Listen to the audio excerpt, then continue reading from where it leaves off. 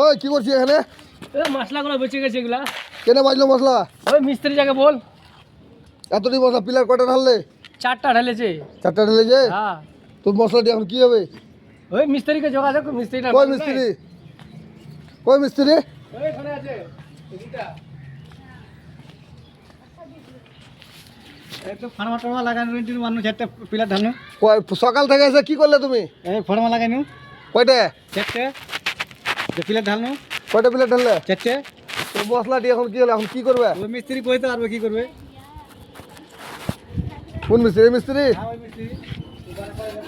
এ মামু, হ্যাঁ কো। তোমরা এতকাল ধরে মিস্ত্রি যে কাজ করছো, তোমার কি হুঁশ নাই? সকাল থেকে এসে কতক্ষণ কাজ করলে কত?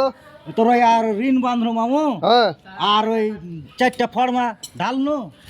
ঢালে এখন তো মশলা টাইম হয়ে গেল, এখন বাড়ি যাবো। টাইম হয়ে গেল, এখন বাড়ি যাওয়া ভালো কথা, টাইম ভর কাজ করবে। কিন্তু তোমার যখন মশলাটা বেঁচে অতটি, আর মালিক কি করে মশলাটি দেখে? এখন মশলাটা বাইচে যখন গেল তখন ওইটা মিস্ত্রিকে পুছ করো, ওকে কয়েছুনো আমি যে মশলা একটু বেশি হয়ে যাবে। এটা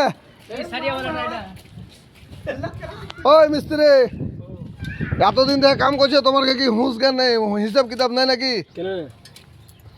একটা পিলার ঢালতে ধরে লো যে 7 ফিট একটা পিলার ঢালবো, 7 ফিট পিলার ঢালতে কয়টিন গিটি কয়টিন বালু লাগে আর কত সিমেন্ট লাগে? 8 টিন লাগবে। কেমন করে 8 টিন লাগবে? ওই লেগে তো তোমার মাল বেঁচে গেছে। এই মালটি এখন বেঁচে গেছে, এখন কি করে মালটি মালিক যখন তোমার কাছে কোপর চাইছে, কি করে মালটি কত তো কটি বানাতে হবে তাহলে? ওটা জানা নাই না।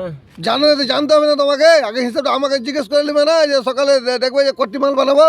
তুমি যদি জানো না তো আমাকে জিজ্ঞেস করতে হবে না? আচ্ছা ভুলে গিয়ে পর জেনে নেবো। ভুলটা কেন হলো? আজ কয়ে দিছি হ্যাঁ একটা 7 ফিটের পিলার ঢালবা কিনা, হ্যাঁ 5 টিন গিঠি দিবা। হ্যাঁ 5 টিন কয়টিন?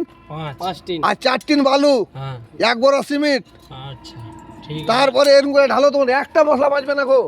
এরপর আর হবে না।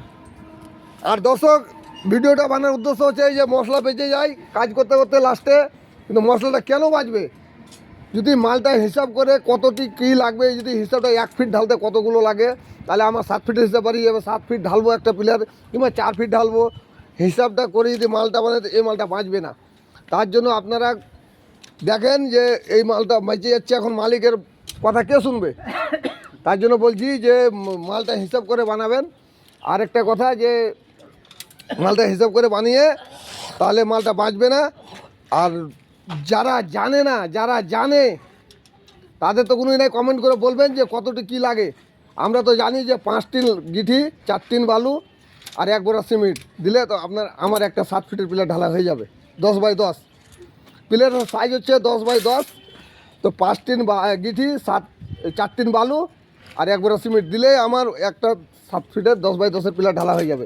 এই হিসাব করে যদি ঢালা হয় তাহলে মালটা বাঁচবে না, একদম সেম হবে। তা আপনারা কমেন্টে বলতে পারেন কতটুকু কী লাগবে। আমার যতটুকু জানা আছে এতটুকুই আমি করি, আর এই হিসাবে করলে বাঁচবে না। তো আপনারা লাইক শেয়ার কমেন্ট করে দেবেন, আর কমেন্টে অবশ্যই বলবেন কতটুকু কী লাগে একটা 7 ফিটের পিলার ঢালতে 10 বাই 10-এর।